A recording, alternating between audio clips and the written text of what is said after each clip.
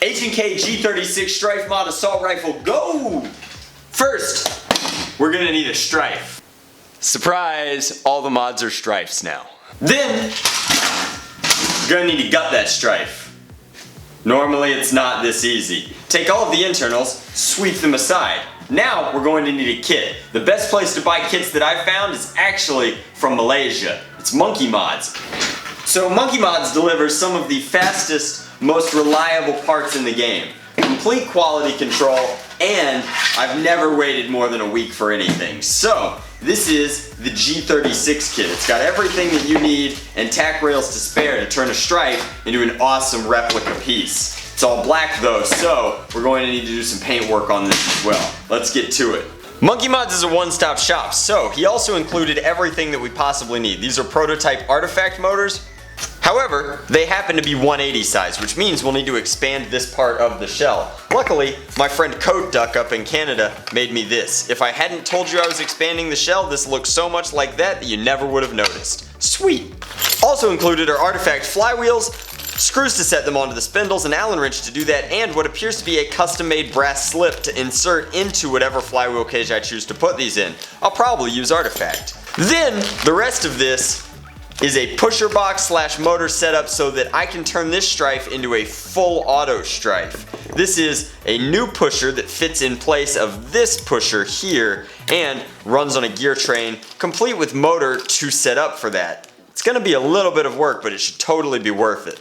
Alrighty guys, so this is the inside of our strife, and I want to talk in particular about this. This is the very special full auto kit. Before I get to that, I do want to touch on what we did with the flywheel cage. We just modified the stock flywheel cage to accept these artifact flywheels because that's what Monkey Mods sent, and I wanted those to be in the build. Now the reason that we went with this instead of the canted cage is because we were having a lot of fit issues with the flywheels and that canted cage. Not necessarily unsolvable, just not really worth fooling with. So instead, we modified this by opening up these holes so that the spindles here have plenty of room, and then we had to do a little bit of cutting in the feed ramp area. So there's plenty of room for these, and it's shooting very, very nicely in our stock demonstrations. The other thing that I want to talk about is that we've of course redone these switches. This is the 25 amp micro switch for the rev switch. That of course supplies power to the flywheels and makes them rev. And then this is a mini switch. Now we had to switch from the extension spring here, controlling this trigger and using that as a reset or a debounce, and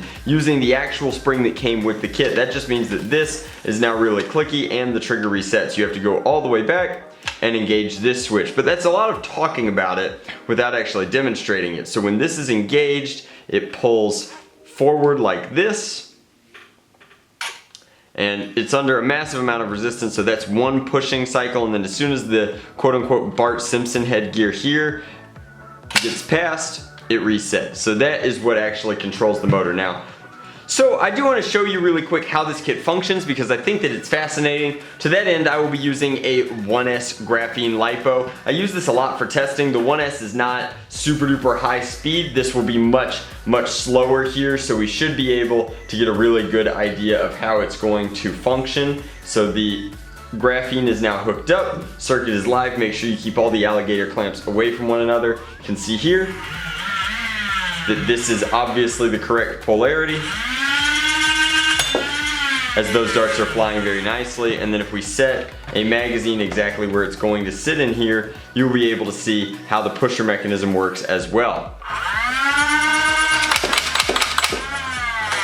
I actually really like the rate of fire on the 1S, but on the 2S you get actual like almost modified rapid strikes rate of fire. As soon as you're done with your testing, disconnect your LiPo, and now it's time to start assembling.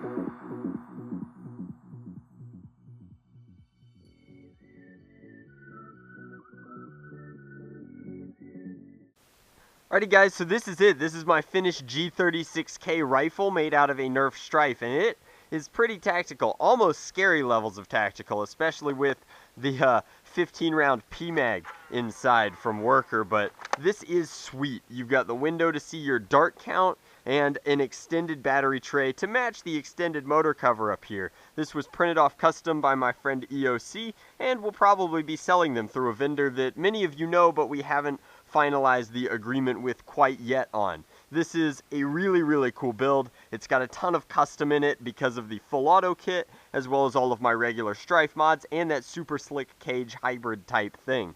But the overall star here is, of course, the body kit. The body kit makes this look like a G36, and that's just awesome. Like, for those of you out there who are really into the tactical side of the hobby, it doesn't get much cooler than this. So we've got iron sights up top and a full body kit, along with an ultra comfy stock to complete the look. Plus, and I know I've said this already, but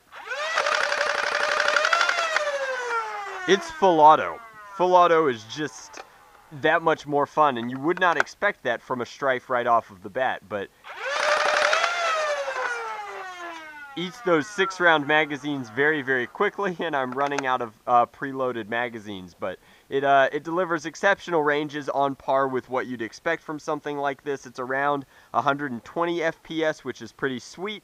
It's just a really, really fun primary style build. I have not decided what I would do with this quite yet. I'm not 100% positive. Obviously, it has no place at an SC&C war, as it looks like a full-size it looks like a full-size rifle, but I also am not sure if I want to keep it or sell it. I really, really like it, so I definitely don't want to sell it immediately. But if you guys would have an interest in a blaster like this, let me know what you think it's worth in the comments section below. I'm just kind of curious. Polling interest would be interested. Like, if Nerf sold a blaster that looked like this, what would you be willing to pay for it? Again, a hugely complicated, intricate build using parts from EOC, from Coat Duck, and then this whole body kit from Monkey Mods. The inside is Artifact, and then switch work and some polymer and such. But huge thanks to all the collaborators for making this blaster possible, and a huge thank you to you guys for watching the video. I hope you really enjoyed